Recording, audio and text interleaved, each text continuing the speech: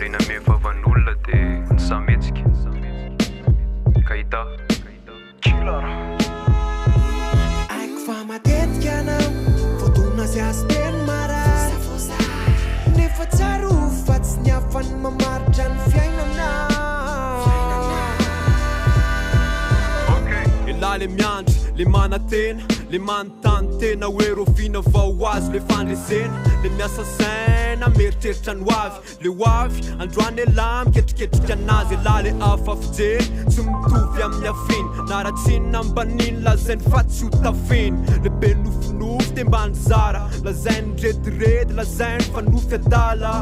elah le miavake tamy besiny maro fomba fiaina fekanjo lazaina fa hoe favalo elah le tondrona molitra elah le fosafosaina elah le atao fanalana elah le opaopaina felah le tsy miasa saina am'izay kozina verany karamona mpanambany sady pizza riverany fela be mokondo tsy meno kozy makando manana tanjona ka tsy tia miakindo elah tsy kivo mity na de maratra indraindray ipiry fo fitaka mofo elah tsy mba fay satria la matoko tena elah matsapo hoe milay misy koziny lazay hoe mbolololo ny fanday otrany mihitsy tsy miafaka de tsy izay saina no atao bokina zay miaritra no toto lavitra tsaro fa milay elah skive elah fatany mihitsy tsy miafaka de tsy izay saina no atao bokina zay miaritra no toto lavitra tsaro fa milay elah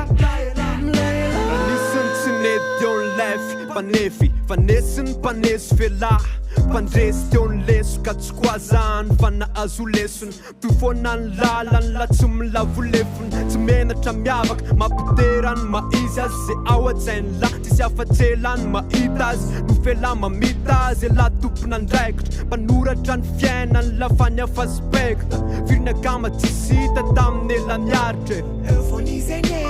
misy mafinaritra fela miady mafy tsy miandry tatireraka mpanatateraka tsy piso lelaka tsy le mitehaka mpiandrandra tehaka tsy tia miatehatra mpamananelatra am'izay atao elah manjelatra nelahy ny life positif tsy andevony pifa fa saina no actif na misy ny tsy mikifa fa linalina fify tsy beny vavan'olona fa ny lalala mizotra koziko amin'ny latsotra hoe tsy makasika ny lazany ny kianany amin'ny tamba zotra